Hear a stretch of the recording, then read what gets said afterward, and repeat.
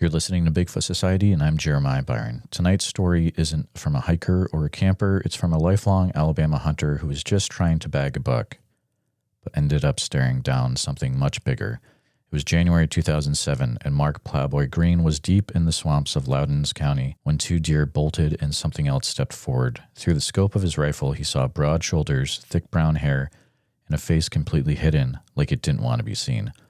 And what followed was a journey into the world of Bigfoot unlike any other, with peanut butter taken from 8 feet up, glowing eyes in the forest, and mysterious creatures leaving rocks and acorns in return. This isn't a second-hand story. It's not folklore. It's a first-hand account from a man who knows these woods. This is the story of Mark Plowboy Green and the day the woods watched him back. So stay with us.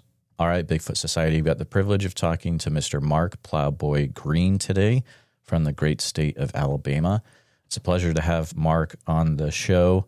I've heard him talked about from a few people that both of us know, the guys over at the Woodwalkers channel on YouTube. So it's a privilege to have you on the show, Mark. How's it going today? Going pretty good, and thank you for having me on. Yes, sir. Yes, sir.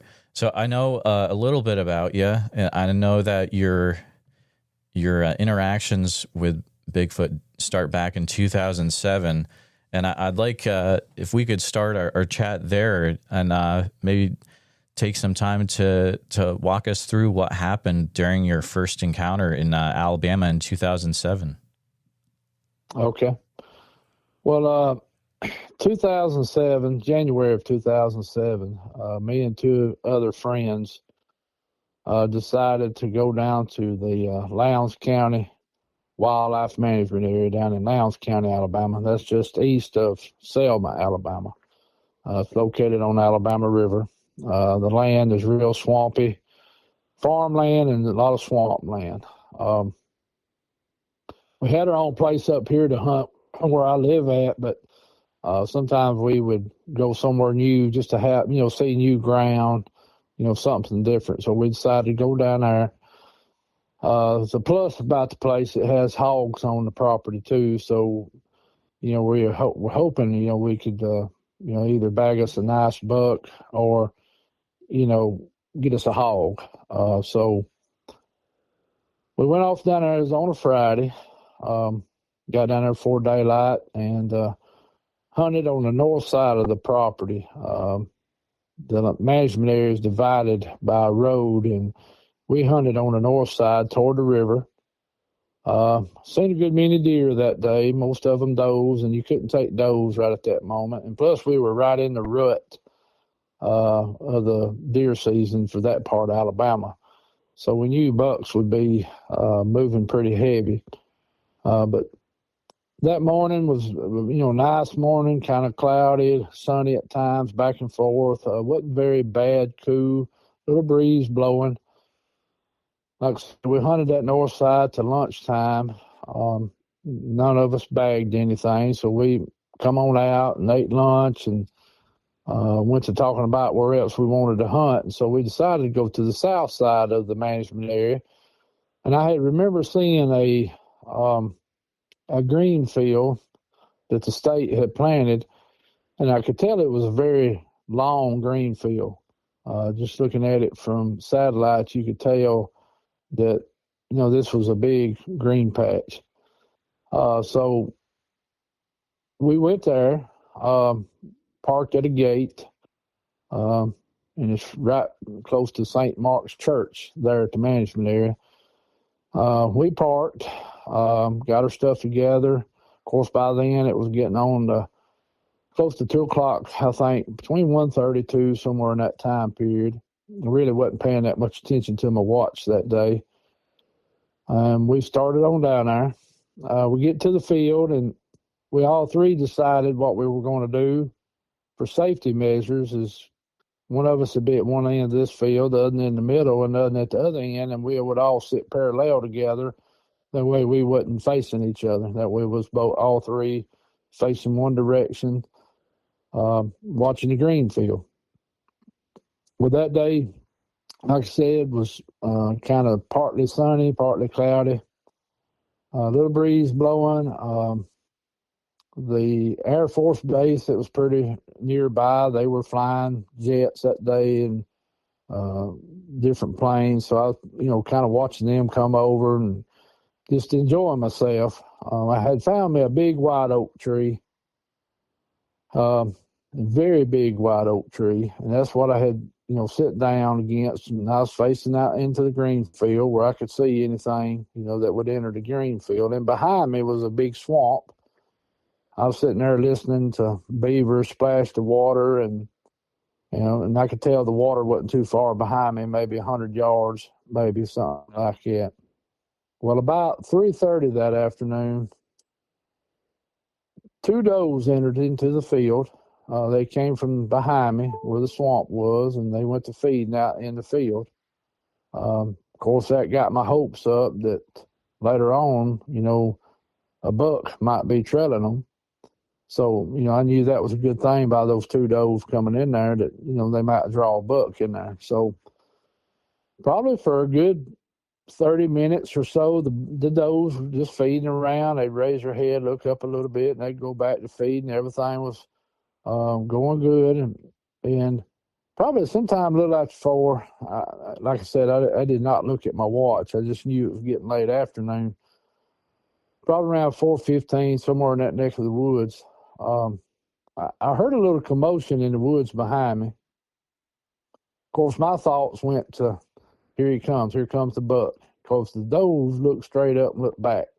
They'd stare a while, and then they'd get relaxed again and go back to eating. Well, this went on a couple of times, and this probably done got to, 4:30, somewhere in that neighborhood, and all of a sudden, these two does just throw their tails up and blow and run out the opposite end of that field fast as they could go. Well, of course, I'm thinking, oh, yeah, that's a buck. He's fixing to bust out in this field, and I'm going to get a shot at him. But I noticed he didn't come on. This is what I'm thinking in my head. He started kind of moving in behind me slowly. And, of course, I'm still thinking, well, maybe he winded me. Maybe he got a whiff of me, and he's trying to get behind me to see if he can get a better smell of me and see where I'm at before, because buck deer, they are very cautious.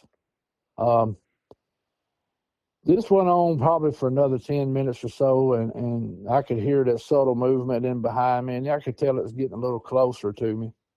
And my curiosity finally just got the best of me, so I started easing up the side of that tree.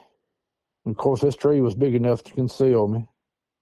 I don't know how many inches around. It was at least a 48, 52-inch tree. So, it's pretty big. So I ease up and then stand still for a minute or so. And then I kind of peek my head out from around that tree looking back into that swamp. Didn't see nothing for a minute or two, or what seemed like a minute or two, and all of a sudden, I caught movement maybe 60, 70 feet from me. And I got to looking, and I couldn't really tell what I was looking at for a second when I first looked, but I knew something was there.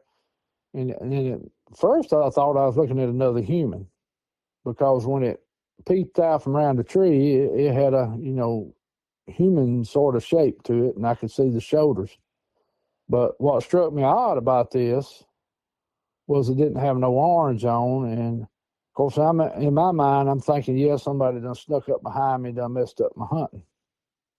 But also, I didn't really feel right about it, because I was looking at something that didn't have orange on. So that day, I had left my binoculars at home. I didn't bring them with me, so I'd done something I shouldn't have. I pulled up my rifle.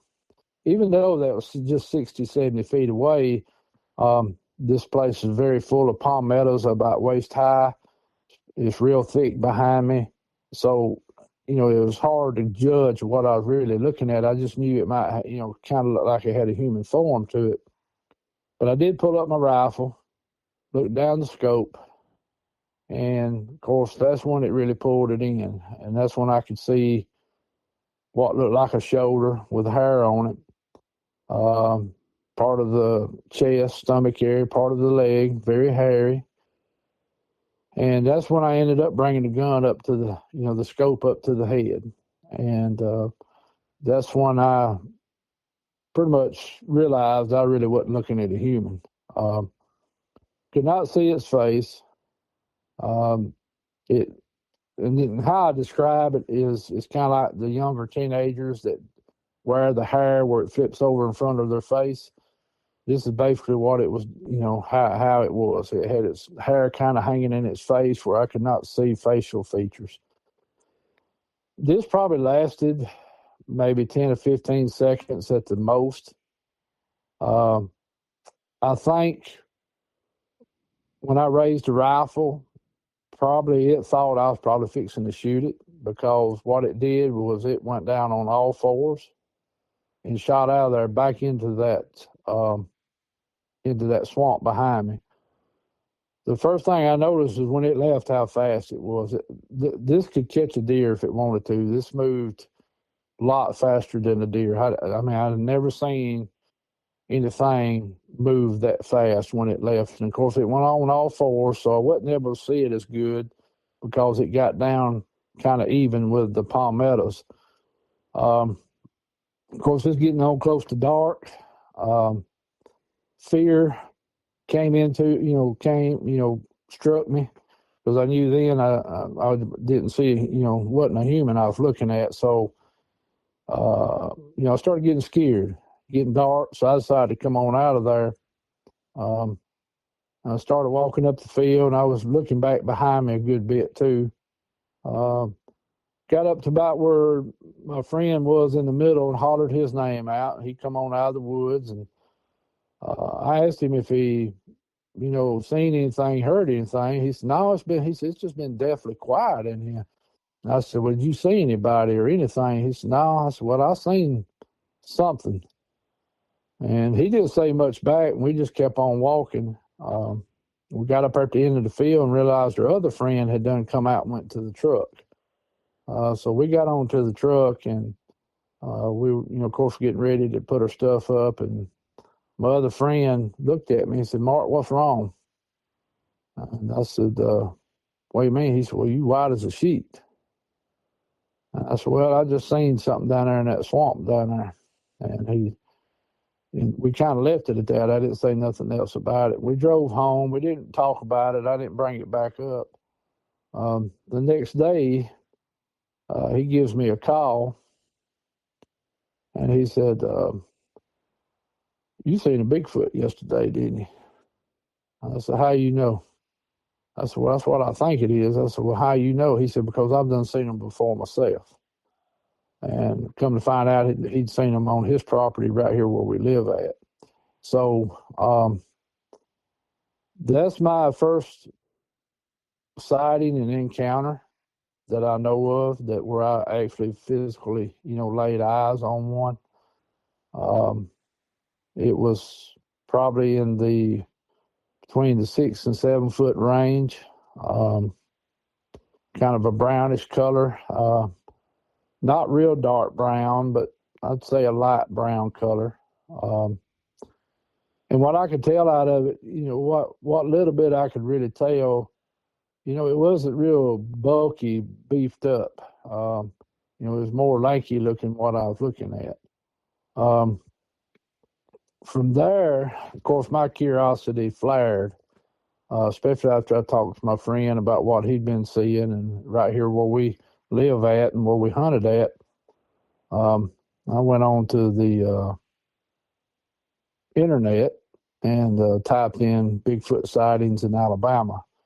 Of course, when I did that, there was a ton of stuff come up. I was looking at different websites, and I come across one that really caught my attention. It was the AlabamaBigfoot.com back then. Doesn't exist anymore, but back then it existed. And went in and started reading people's accounts throughout Alabama that were submitting their sightings and encounters to that website. So this is when I decided to send them an email and tell them what I saw down in Lowndes County. The guy who owned the website the late Mike Mullane, he contacted me very quickly. Went to talking to me. We went to talking back and forth by email. And then he finally asked, would it be okay for him to call me? And I told him, sure. So he called, and we had a very good discussion about what I'd seen. And I went through it with him over the phone, even though I'd done submitted it by paper. Went ahead and, went it over, over the phone with it. And he asked me, he said, I have another friend that comes to Alabama very regular. And said he actually goes to that area there at Lowndes County, and said he's done a lot of research in that area. Could he call you? So told him sure. A few days later, he gives me a call, and we have about a 2-hour conversation about Lowndes County and other parts of Alabama. And then, of course, he's asking me about around where I live at. And then they asked me, would it be okay if I went ahead and submitted that report on their website? And I told them sure. And so they went ahead and submitted it. And they kept in touch with me. They'd check in with me every now and then. Well, about 2 months after all that took place, which would have been on down in about late April, somewhere in that neighborhood, the researcher that I had done a lot of talking to contacts me back, and he says, asked me if do I know where this little town is in Alabama, and it's called Hollins. And I said, yeah, sure do. I don't live but 12 miles from there. He said, well, I'm coming there in about 3 weeks to visit, some private property that these people is having a lot of activity on.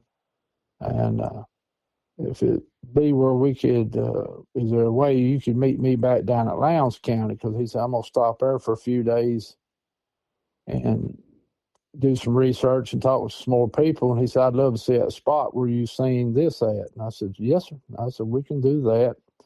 And then he said, when we leave from down there, I'll just follow y'all back to where y'all live, and I'm going to get me a motel, go visit these other people. So anyway, when he came, we went down to Lowndes County, met him, went to that spot, parked at the gate. Of course, this was getting on about June now. Weather was getting hot and all that, so it changed a little bit, since the winter.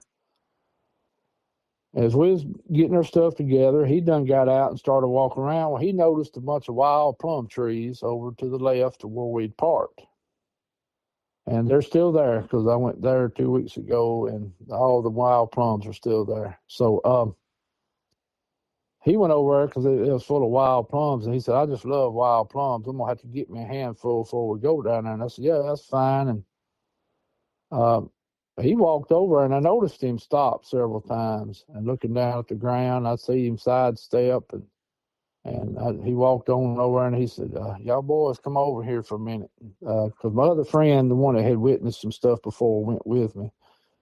We get over there, and he said, look down here in this dirt. He said, there's your tracks right there. And ended up being some smaller tracks. They wasn't real big. They was in the 9-10 inches range. And he said, he said 30, 40 years ago, or even 50, he said, I could have seen that might be a person doing that because a lot of people went barefooted back then. But he said, this is the 2000s. He said, with all these rattlesnakes and cottonmouths on this place, he said, I just don't think that's a human foot. And he said, it don't look like a human foot. He said, it has that little look to it. So he took pictures of it. And we went on down to the place where where I had seen this and found a big old tree. Of course, everything's greened out really good in there then, so it was really hard to tell about stuff. And he had me stand at the tree, and he said, point to the tree you think it was standing behind. And I kind of pointed, and he said, all right, I'm going to walk to that tree, and we're going to see about how many feet it was, and then you can maybe judge the height of it by me, and, we'll go from there. So I said, okay. So he started his way down there, and course, I noticed him stopping a few more times, looking around. And he got on down to the tree, and he told me, he said, come on down here, but don't come the way I come.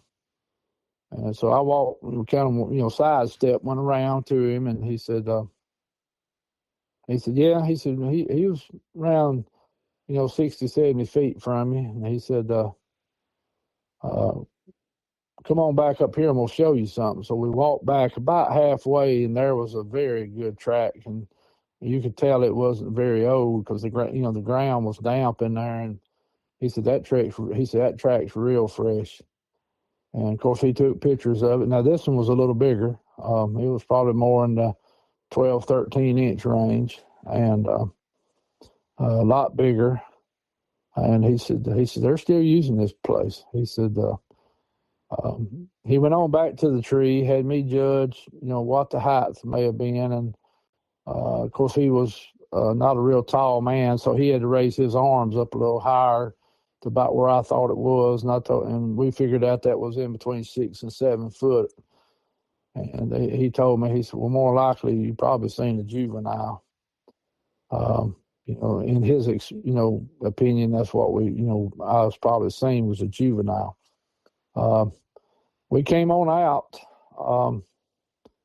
and he followed us on back to our hometown. And of course, that starts a whole nother chapter of me getting into the research and investigations and all that. And but that's pretty much how I got started, was that encounter, from Lowndes County, Alabama. Now, I will add that prior to that, I was an avid coon hunter for years, avid deer hunter, fisherman. I've lived, stayed in the woods all the time, farmed.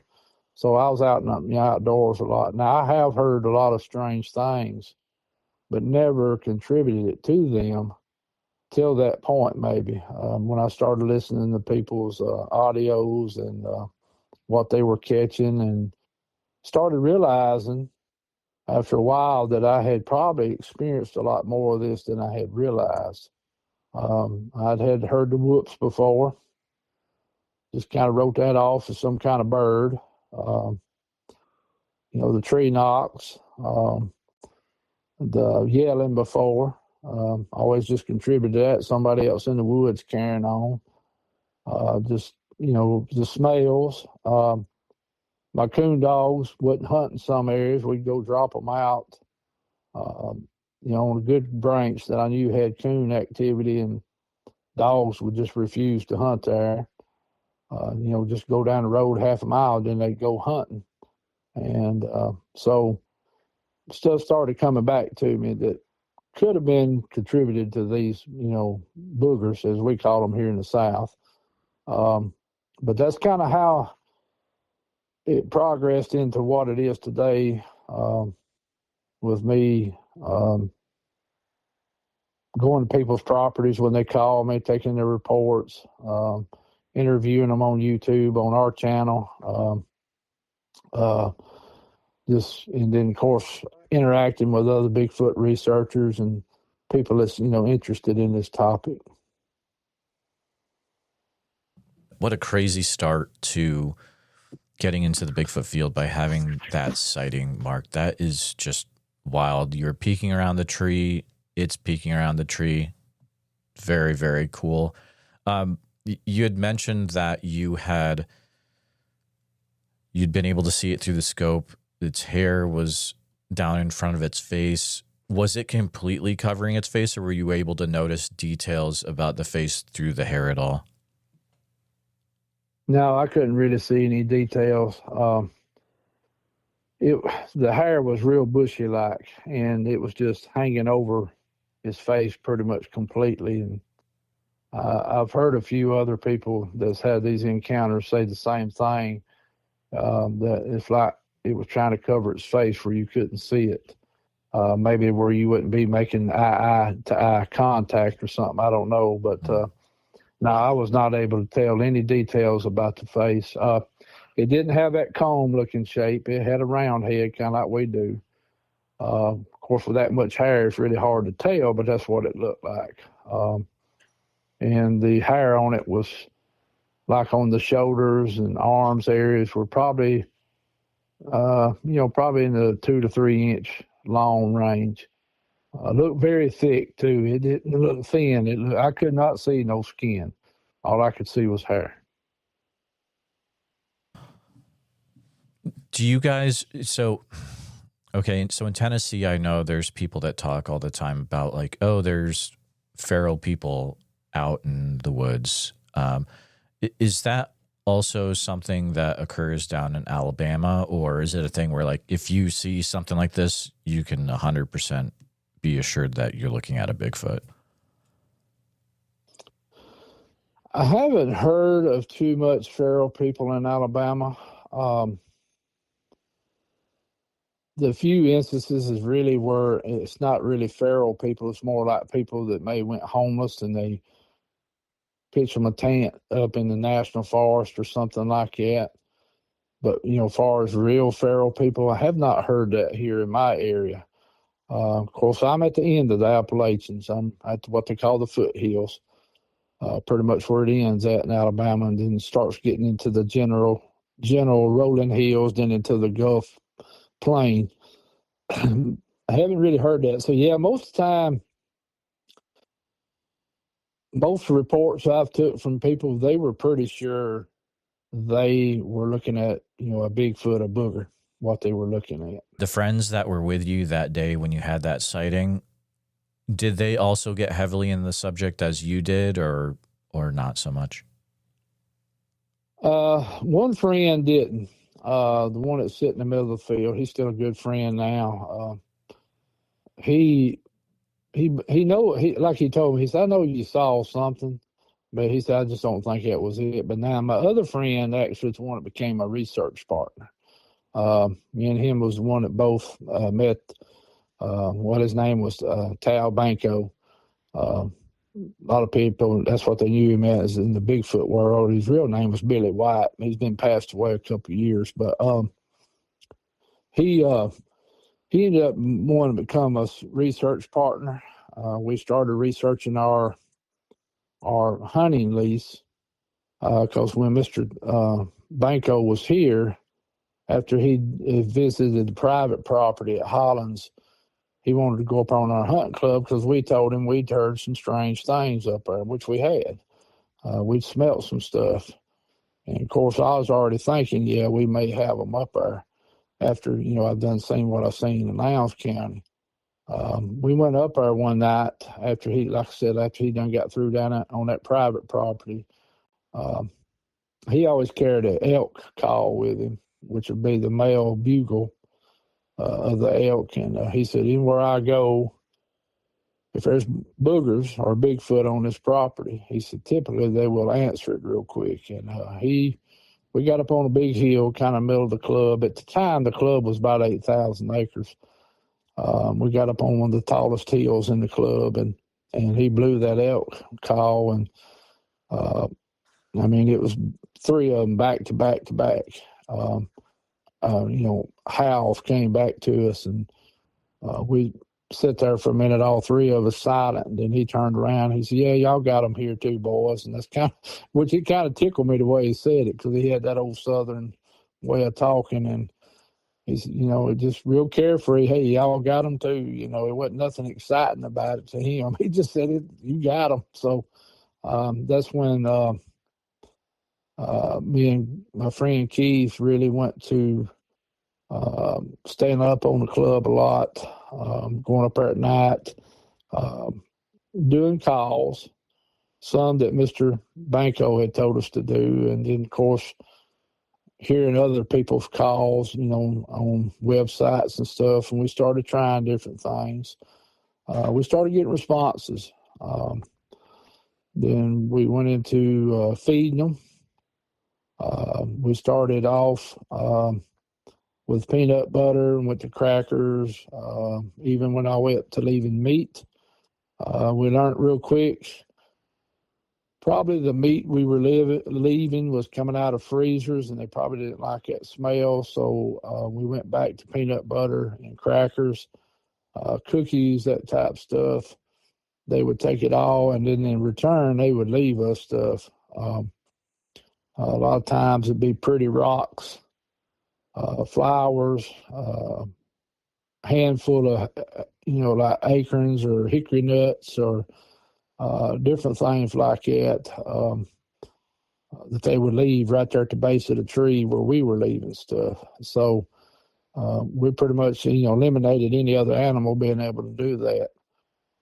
We even went to the point of taking the peanut butter, going up about 7-8 foot on the tree and driving a gutter nail all the way through the whole jar of peanut butter. We wouldn't take the top off or nothing. We would just drive that gutter nail, which is about 10 inches long. We'd drive it all the way through the jar into the tree, at least about 2 to 3 inches. And on several occasions, we'd come back and the whole jar and the nail would be gone. We'd get to looking at the hole there. Typically, a human would have to water that hole out to get that nail out. We'd have to go up and down, sideways, keep working it to get it come out, or either take a crowbar or something and pull it back out. This was pulled straight out like it didn't have no effort to it. Never find the peanut butter jars. They just disappear. One time found one nail. It was about 10 or 12 foot from the tree. We really combed that area every time that took place, and we never did find those jars or any of the rest of the nails. The cookies and stuff, they would take, get them out. They wouldn't tear the bags. That was what was real amazing. It's like they knew how to open a Ziploc bag. I'm not kidding you. That really happened. That kind of blew my mind too. They were able to get the cookies out, and we tried to do this stuff too, where other animals couldn't get to it. So a lot of times we would find a small sapling, about 10 foot tall. We would bend that sapling over and tie a string to it at the very tip top. And then tie the string to the bag, and that way when that tree went back up, that bag's kind of hanging out in the open. That way a squirrel or a coon or any animal that could climb a tree, a possum or any of that couldn't get to that. And like I said, a lot of times we would find the bag laying on the ground, not tore. Sometimes the strings would be broke, and being between the tree and the bag, and these were nylon strings, very, very strong. They'd be just broke. It wouldn't cut with a knife. You could tell it was broke. And I used to have pictures of all this stuff, every bit of it. And of course, I lost it in 2013 somehow on my computer. Lost a lot of that pictures and information I had. And of course, my buddy, I think he's got a little bit of it, but he didn't have as much of it as I did. And, kind of wish now I had saved it to, something else back in instead of leaving it on the computer. Right. Yeah. So this area you've been talking about, this is like the Hollins area, you're saying? Well, my main research area that me and him have is Creepy Mountain. Right. Okay. And Creepy Mountain, how it got its name, that's not the real name. The real name Creepy Mountain came from when Finding Bigfoot came here in 2013 to analyze the thermal that the late Paul Hunsley caught up there on the club. Him and another research friend of mine that was very deeply involved in it for a while. I wasn't able to go the night that they caught the thermal. I had to work, but of course I went up there the next night. But they went and camped out, and Paul caught a very good thermal of one. It didn't last long, but it's a good. You can tell the outline real good. And when we went and redone it, like I went and stood by the tree. I was a dwarf, and I'm 6'1", about 300 pounds. I was a dwarf, you could just tell this was a lot bigger than me. And even Finding Bigfoot said the same thing when they done their thing. So we're pretty sure that Paul caught one on thermal that night. That would have been back in 2012 when he caught that. So that's how one reason it got called Creepy Mountain, just because the place is creepy, but also, finding Bigfoot said, y'all need to come up with a different name for that, that way it doesn't give away its location and stuff. And so we just started calling it Creepy Mountain. And that's how most everybody in the Bigfoot world knows, they know it is Creepy Mountain. That makes sense now. So there's a substantial thermal that was captured back in the day. Have there ever been any visual sightings in that mountain area as well? Oh, yes. Me and my research partner, Keith, several different occasions had them right up on top of us at nighttime. You can see the outlines real good. We had different hunters at different times that seen them. Some of them left the club because of it. Two very, I guess you would call, where the encounters were kind of a little more, I'm not going to say they were belligerent, but the people got very nervous because of the way they acted. But and it involved two women. That's the other strange thing about that. We had one lady that her and her husband went up to hunt one evening, and he put her on a field up there. We call it number 4 field. So a lot more stuff happened there at number 4 too. But he had put her in the shooting house, and he went on up the road about a mile to hunt another little area of the hunting club. She had been sitting in there for a little while. She sat on the other end of the field. She watched this, and she called it ape-looking thing walk out into the edge of the green patch and just squat down and look straight at her. And, of course, got her shook up, and then she started hearing stuff behind her walking around in the woods. She picked up the phone, called her husband real quick, told him to hurry up and get down there, and told him what she was looking at, and he told her he was on the way. They must have heard him coming, because she said just a minute or two before she could hear his vehicle, the one in the field stands up and turns and walks back into the woods, and then all that on the backside of her gets real quiet. That lady basically quit hunting on that club. She would not come back no more. A couple years later, we had another guy that was in the club that brought his camper, and he would stay up there a good bit during the winter, and also he was a big turkey hunter. But one day I happened to pull into the hunting club, and at the time I was president of the hunting club, and he come walking over to me, and he said, what do y'all got on this mountain? And I said, what do you mean? And he said, there's stuff coming up here around my camper at night time. And he said, I done seen a silhouette. He said, I'm hearing rock clicking. He said, I'm hearing these whooping sounds. He said, I'm having stuff following me in the woods while I'm hunting. And he said, I even found my camper door open one morning. And he said, I'm good about shutting that camper door. Now, he didn't lock it because he didn't feel like he needed to, because we got gates on the club, and they're locked at dark. But he said he woke up one night to his door open. Well, I come out and I said, well, I think you know what it is. And he said, I know what it is. He said, it's Bigfoot. He said, I done dealt with them before. And I said, oh. He said, that's why I left the club I was in. I said, and come to find out, he was in a club down there in Lowndes County. So I was like, wow, this was kind of weird. Here I am talking to a guy that left the club because of these things. And lo and behold, he didn't know he'd come to another club, that had them. But what really made him leave was he brought his wife one evening. Almost same scenario. It's kind of strange, but she had one of these pop-up shooting houses, built like a little tent. And he carried her down there on a green field that we didn't have a shooting house on, and she put her little shooting house up in the middle of the road, and he had rode her down there on a four-wheeler. And he told her, he said, I'll be back, at dark to pick you up. And he was going I don't forget where he went at on the club. He went a good piece away compared to the other guy.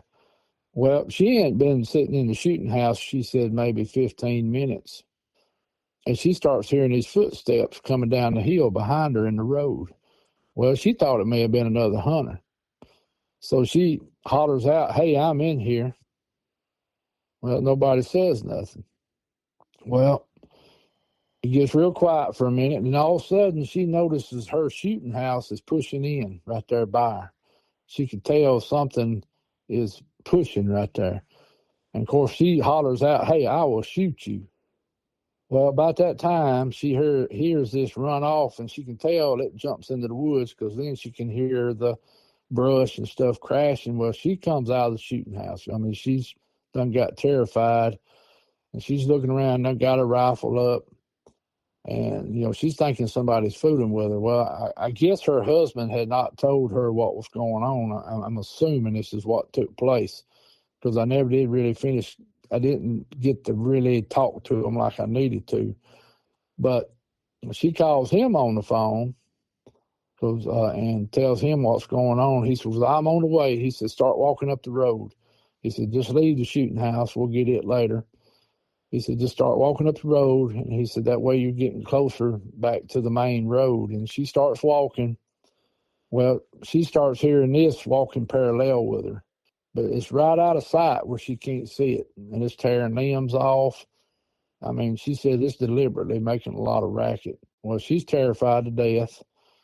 And, he's still on the phone with her. He's telling her, if it comes towards you, shoot it. If it gets to that point, shoot it if you have to. But just try to make it to this main road. Now, he said, I'm on the way. Well, she finally can hear his four-wheeler. And he turns on the road, because this is a long road. It's about 1.5 miles down in there where she's at, and it's uphill just about all of it. So he finally gets down there to her. Of course, she's shook up. She's, scared to death, but he don't see nothing. Of course, whatever it was, probably, hid and was watching them. But, he gets her on the four-wheeler, and of course, he carries her back home. A few days later, he calls me. He said, Mark, he said, I'm going to have to get out of the hunting club. He said, my wife said she will not hunt up there, and she don't want me hunting up there. I said, well, I understand. I understand. He said, I'm going to finish out my hunting season, because turkey, it's about the end of deer season. He said, I love the turkey hunt. And he said, I probably won't come stay at nighttime. He said, I'll just come up during the day and hunt a little bit. And he said, I'll go ahead and get my camper out from up there and all that. And of course, he left the club after turkey season. And so that's two incidences that, we don't really know what was going on there, but we know they were fooling with women. What they were up to, I really don't know. There's been other hunters that's got glimpses of them. We've camped out up there a lot at nighttime. I have a good friend that comes from Florida that camps out up there a lot by himself. He's had multiple times they've come up around him at nighttime. Sometimes they'll throw rocks at us. Sometimes break limbs, and sometimes they don't do nothing but stand there. They'll get behind trees. You'll see their eyes looking at you. We've been growled at, huffed at. We even heard what we call the T-Rex roar. That was a night that several of us were coon hunting.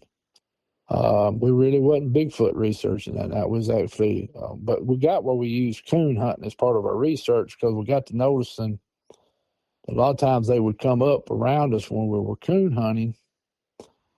And me and my buddy had a theory.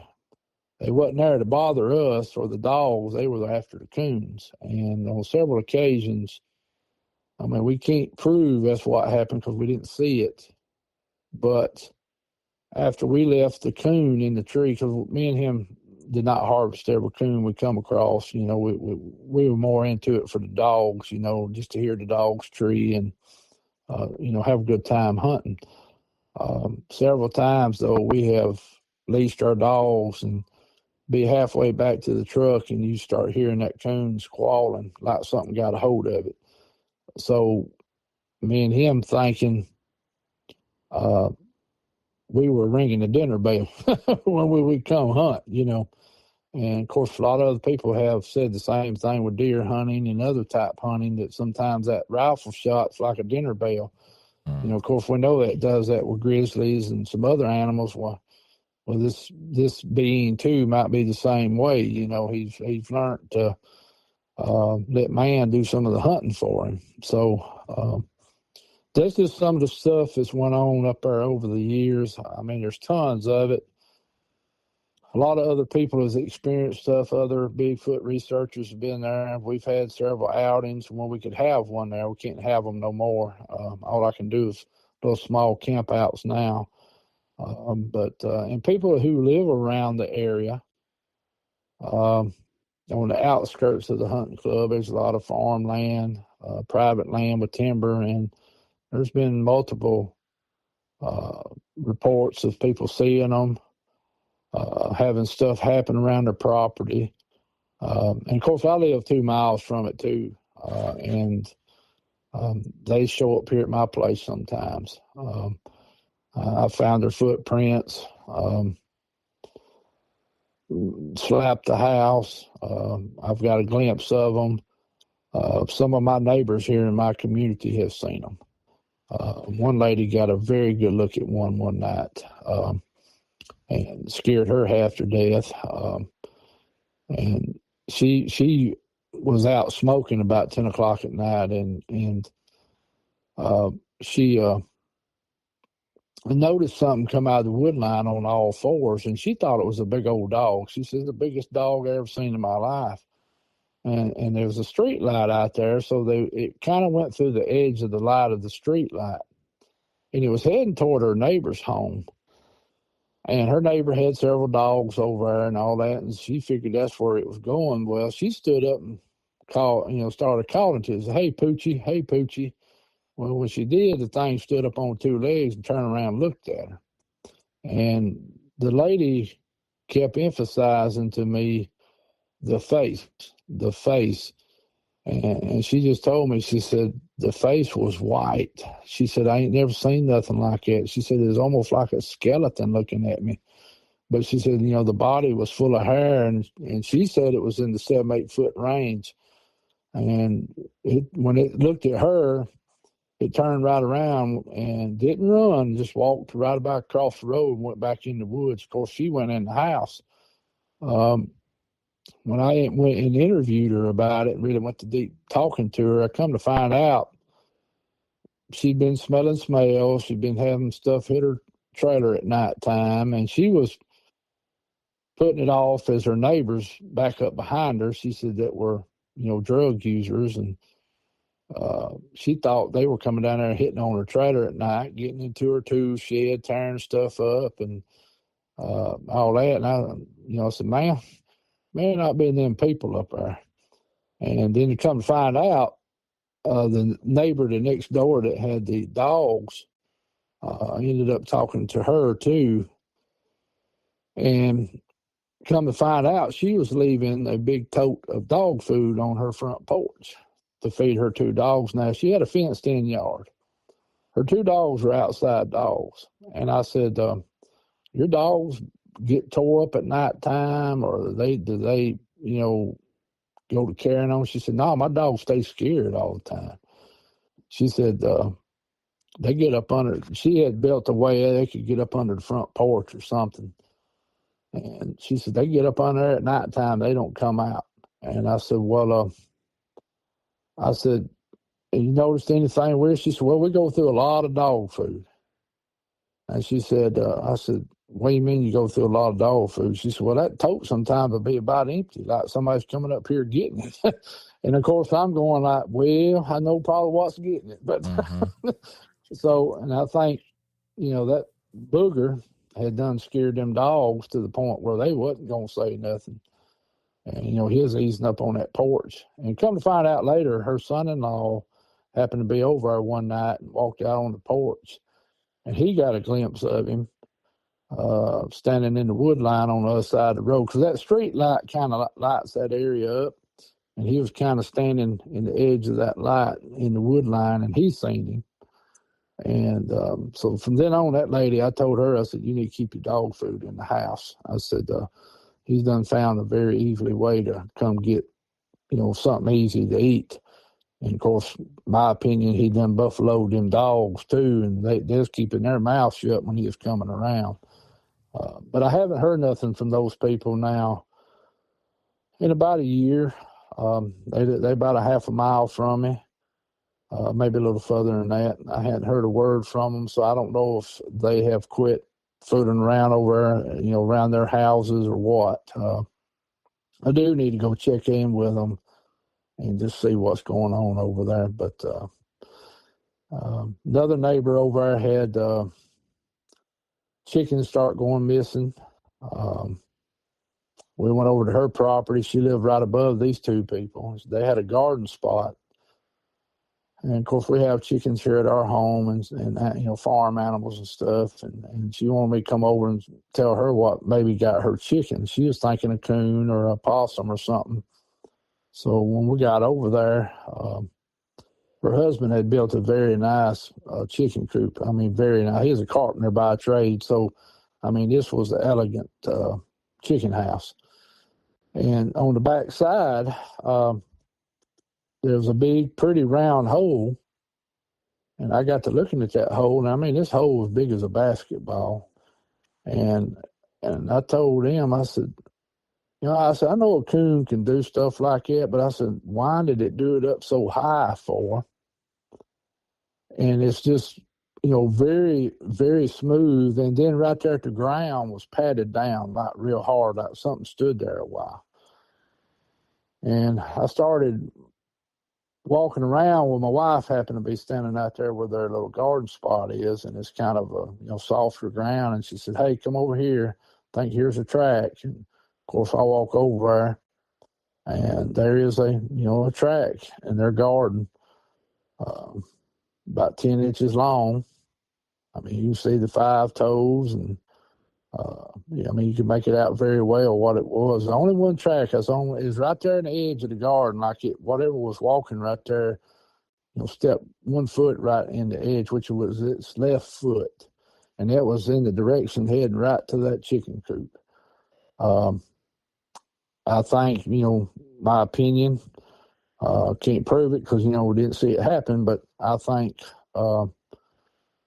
that's what got a couple of her chickens, and I think it was a younger one because I think that other one's a lot bigger, so I'm pretty sure this is a smaller one, which we know usually first one, there's more than one around, there's several around. So, but it's been pretty quiet with them for a little while. They haven't called and said anything to me. So, but I do need to check in with them and see if anything's happening over there lately.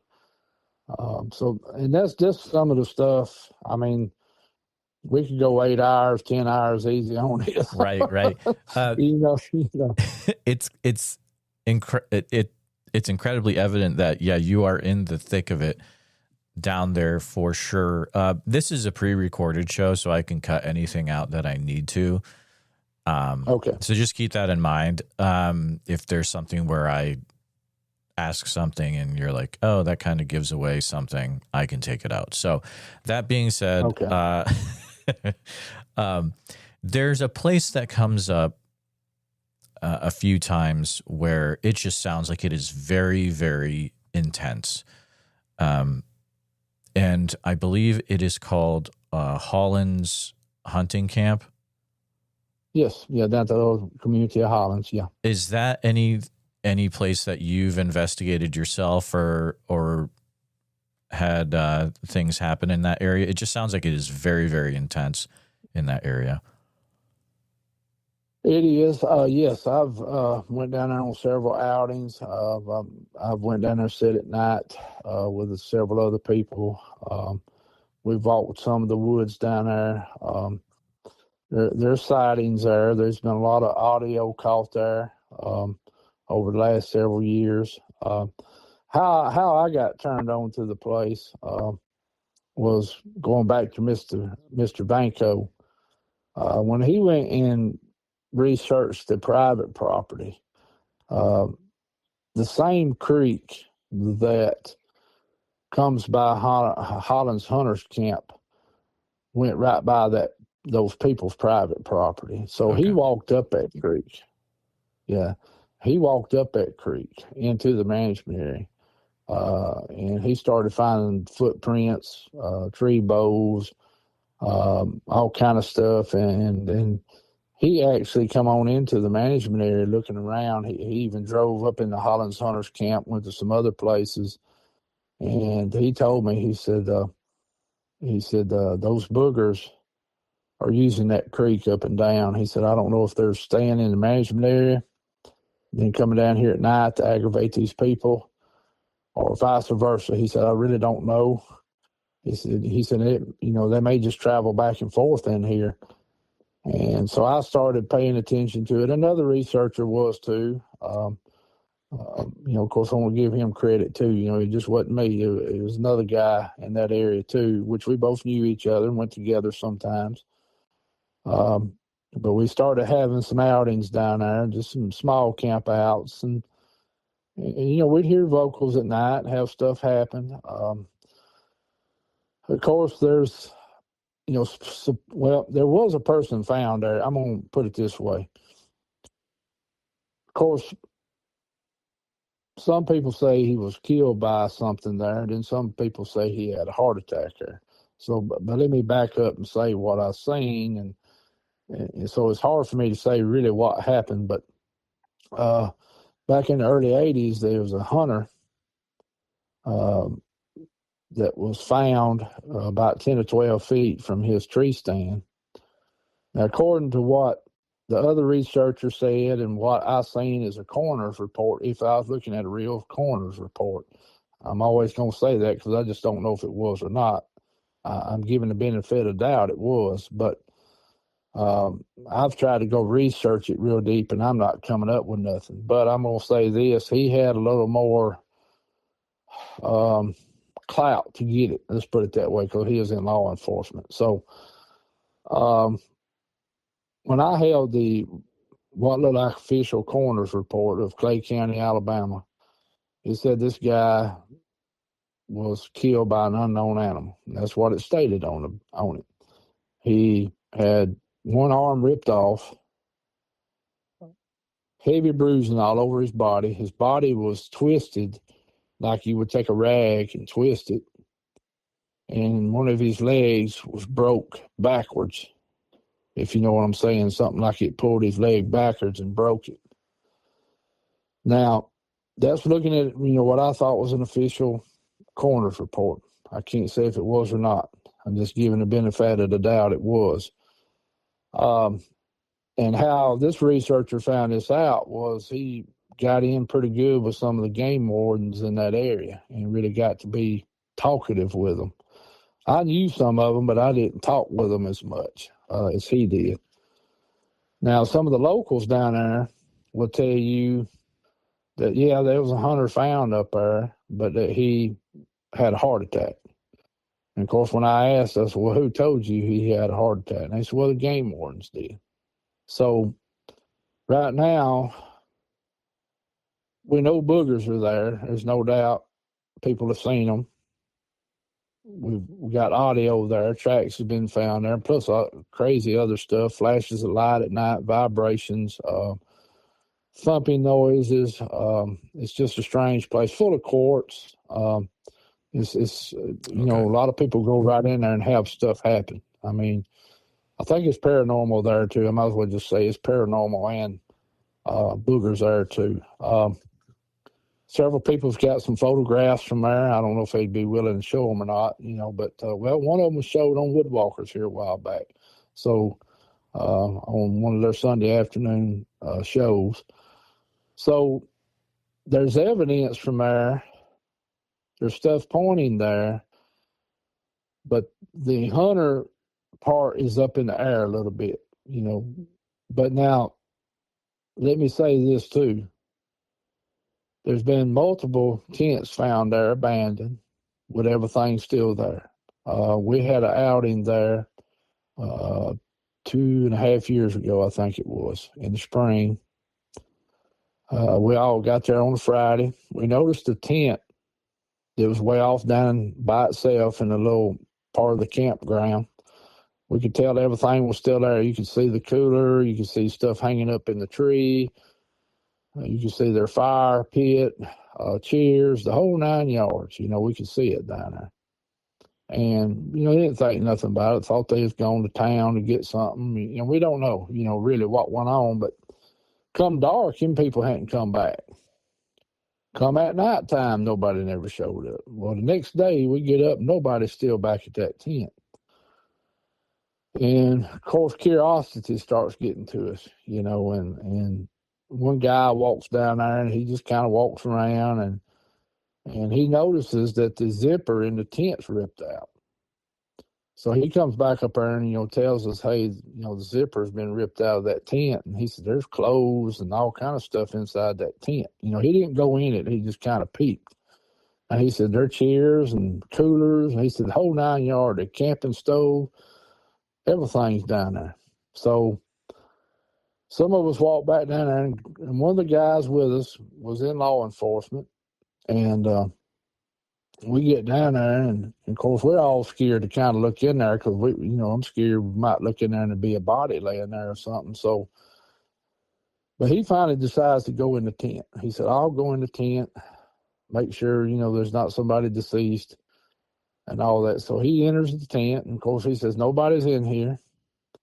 He said, there's women and kids' clothes in here. And he said, there's a makeup box full of makeup. Well, he happens to pull a purse up. There's a purse sitting there.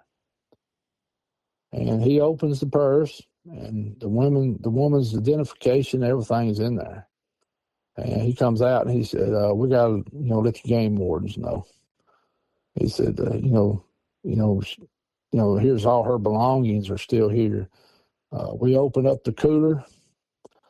The ice had done melted and the food had done got spoiled. So we knew it had been several days. We could tell it had been several days since somebody had been there. He goes and turns in that stuff to the game wardens. They don't say much about it to him, which was odd to him. Him being law enforcement, it kind of struck him odd. But we come on back, and finished out our weekend, and the tent was still there. We never seen the game wardens come check it, come look at it or nothing. We all thought, that's kind of odd, And so a lot of folks who come from far off, they all went back home. But with me living close by, I started going back down there checking. That tent sat there for 1 month with nothing touched for 1 month before it disappeared. And my buddy he remembered the woman's name, and I think he tried to type it in, and he couldn't pull up nothing. And we wasn't finding any missing persons in this area at the time, or missing kids or anything. So that's one of them. We don't know really what to say about it. Did somebody just get scared to death and leave during the middle of the night and left all their stuff? Or what went on? There's no signs of a car, being there. There wasn't no vehicle, and we couldn't really tell if it'd been tire tracks or not because, people coming in and out of there and everything. But so that's one of those, really don't know what took place. I have talked to locals down in there about the area, asking them if they've seen anything, heard anything. A lot of them say no. Then they'll come right back and say, well, one time I heard this when I was hunting over here, or I smelt this one time. But, nobody coming out and saying they've seen something. But they did mention, said, yeah, the law finds a lot of people down in here a lot of times dead. And I said, they do. I said, I don't never hear about that. And they said, well, yeah, I said, most of them, they say overdoses. They'll get up in here and take an overdose, have a heart attack up here in the campground or on some of these side roads. And I'm going, well, I don't ever hear that, and so, it's one of those, you don't know how to deal with it. You don't know which way do you go with this. And, is the officials ruling it is drug overdoses or is there something else happening? Really just can't say, just really don't know on that. Yeah. But that, yeah. Mark, Mark, that's some wild stuff. I mean, a heart attack doesn't rip someone's arm off. Like that's some Right. wild stuff. And you've seen what you think is a coroner's report. Not to get too graphic, but did that also have pictures or was it just all typed out and what happened? What I seen was all just taped out. Okay, gotcha. So, and I never asked him how he got that. Right. I'm assuming him being at one time in law enforcement, maybe he was able to pull it better. I don't know. Maybe he got friends or something. I don't know how he got it. Now, I did talk to another person in law enforcement about that. And I asked them, I said, how easy is it to get records from back in the 80s? And they said, that sometimes can be hard to do because all of it hadn't been put on computer and a lot of it's in files and it's according where they're keeping the files at. And then you got to get them to go look for the files and said most of them ain't going to want to do it because it's very time consuming and especially if it's something controversial, they sure ain't going to want to touch it. And said, something going back into that time period would probably be hard to pull, and I even went to the point of looking at newspapers from that time, from my side of the county to that side of the county, and the county next door, because that did happen in another county, but my county and that county are right next door to each other. I did try to pull newspaper, look at deaths, from Hollins Wildlife Management Area. And when you put that in, you don't get nothing. It's just like, it don't exist. Now, I haven't went in real deep looking for it. I guess I could go into what they call the dark web and it might pull up. But, and so it's one of those, you really don't know which way to go with it. Do you really want to dig it up or do you, what do you just leave alone? I don't know, so. Yeah, absolutely. Are you going into that area by yourself as well? I have been in there by myself, not a whole lot. I used to go in there hunting a good bit. Wow. Back in the 80s and 90s, I hunted in it, and people hunt in there now by themselves. That's a popular management area, especially for turkeys. Of course, it's located in the Talladega National Forest. So it is Forest Service land. Just the state rents the property from the Forest Service, for a management area. There's people live all in there. There's some property inside the management area, private property. And there's people hunt that place. But now I have more sightings or witnesses that have witnessed stuff in there in different parts of that management area. Now, it's about 29,000 acres, so, it's pretty big. And there's a big mountain range. One of the last big mountains in Alabama runs right through the middle of it. But I've had several other people, give me their witness of what they saw.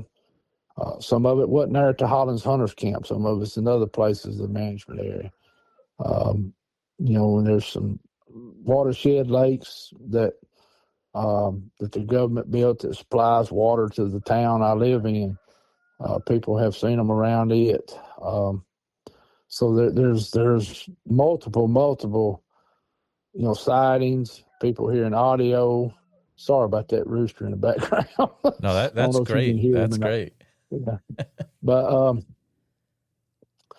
so there's a big history of that area. There's some more private land not too far away to the west. That's had multiple people have seen multiple boogers there. The audio was found footprints. So that area is just a rich area. And of course, it's part of the national forest. So it's a lot going on down there, a lot going on. This has been just an extremely interesting conversation. It's always awesome to talk to someone that's their home base, where there's just a lot of intense activity. Before I forget it, you had mentioned alabamabigfoot.com and how it's no longer there. However, Right. on the internet, nothing is ever gone. So a cool thing is you can go to something called the Internet Archive, which is archive.org, and go to what's called the Wayback Machine. And if there's a section where you can type in web addresses, and what this does is it scrapes websites or makes copies of them every year. So you can type in alabamabigfoot.com and go back to about maybe like 2011-ish, and you can still read all the sighting reports on that website. Some of them are broken, but most of them, like I've clicked on a few, it's all there still. So that's kind of a cool thing. You know, if you know where to look, you can still find stuff. And sometimes, listeners, if you go to some sites, you can look at previous versions of reports, and I'm going to leave that there. Okay. You can do your own detective work, listeners, for that. But do you mind, Mark, taking a few minutes just so people, know how they can keep up to date with what you're doing, and talk about your YouTube channel a little bit? And it sounds, well, I'm actually subscribed to your channel. It's a good one. So, but feel free to share a little bit about that. Well, of course, our channel started off as more of a homesteading channel. My wife is big into, well, both of us are. I'm not going to just say her, but we both, I grew up in a farming family, and she kind of grew up, gardening and having chickens. And so she decided she wanted to do her homestead channel. And it started out, her showing how to do crops, how to plant stuff, just anything dealing with farm and homesteading. And one day she asked me, she said, "You need to start talking about the Bigfoot stuff." She said, "You need to start telling what you've experienced, what other people have experienced, and going through that. If nothing else, just a way to save it for history for later on, for nothing but your kids to know what you were doing." I said, "Well, you got a point there." And I started, doing a video, and she do her videos, and then we started having a live on Friday nights where we interact with people. Now, on Friday nights, we still try to attend more toward the homesteading part of it, because we want people to be more self-sufficient. Want people to be able to grow their own stuff, or if nothing else, if they can just grow it in their pot in their backyard, hey, that's great. It's pretty cool when you can eat your own food that you produce. But I started telling a little bit of history of the Creepy Mountain and other areas, and started interviewing people in my area and some people not in my area. I'm trying to stay focused in my area, not saying I don't want to talk to people in other areas. I love to, but I want to try to get as much information out of my area, and I'm slowly having people come forward. I guess they're starting to trust me and figuring out I ain't gonna do anything, to mess them up, and so people have started coming forward, giving me their sightings and encounters. And of course, me and my friend Keith were doing that the whole time. When Mr. Banco asked us to be him and Mike's investigators for this part of Alabama, East Central Alabama, and we started going to people's properties and submitting them reports. So a lot of those reports you were just talking about, some of them are going to be in me and Keith's reports. Now it'll be labeled MGKT, and you can go through a lot of the reports. And we would go, and of course there's a lot of pictures, but I don't know if the pictures will show up or not now. But and that's some of the stuff I lost. That's what I was getting at earlier. But so we do that. So I try to interview people. I try to go to Creepy Mountain, show stuff when I find things or other properties. And that's basically what we got. We're not no big YouTube channel, but like I've told people, I'd rather grow in quality than I would quantity. Right now we have a good group of people that come in on Friday nights with us on our chats, and I do talk a little bit about Bigfoot some, but I try to save that more for my videos and or lives with other people. And so, anybody's welcome. Come check us out. You don't have to agree with what I have to say because we all got opinions on this subject, and none of us are experts. So, but I'll tell you what what I've noticed or what I found that might be true. I'll try to point it out and go from there. Is there a best way to reach out to you if they're like, yeah, I'm from that area and I'd love to, get my interview on record? Is there a way they can do that? Right. Yeah. Well, we have a Facebook page. It's called Cedar Creek Bottoms Farmstead on YouTube. Also on YouTube. It's Cedar Creek Bottoms Farmstead Life on YouTube. Excuse me. My wife put that life in there here a while back, but because we were getting confused with another Cedar Creek homestead. But we have a Facebook page. We have our YouTube page. Also, I have an email. It's mgreen351 35151 at gmail.com, so they can email me or they can find me on Messenger on Facebook. And they can message me. That's how some people have gotten in contact with me, through Messenger. Some have through email. Some have done it through the chat. On Friday nights, they have say, hey, I've got something going on. I'd like to talk to you. And of course, I'd, give them my email. And, then they'd send me an email, and then we got started from there. In fact, I've got two right now I'm working on that I've got to go to their property as soon as I can get a chance that works out for them and me to go look at what they got going on that came from them watching the YouTube channel. So it's starting to really grow. I wish I was retired where I could really go to people's properties regular and start checking stuff, but I'm still having to work for a living right now. So a couple more years, I might, good Lord willing, I might be able to do that. And that's something I am planning on doing when I get retired, maybe being able to get out more to people's properties and see what they got and, see if I can help them, tell them, hey, this is what you got, this is what you ain't got. I don't know, but that's what I'm going to shoot for anyway. Well, there you go. Sounds like a good plan. And I hope people from that area that listen to this do reach out to you. We'll have to keep an eye on how things are going through your channel, definitely. But, Mark Plowboy Green, I just appreciate you being on the show today. It has been a privilege chatting with you. I appreciate you having me on. Appreciate you giving me a chance to tell what, we've experienced here in my area and what other folks has experienced. And like I tell everybody, these things exist.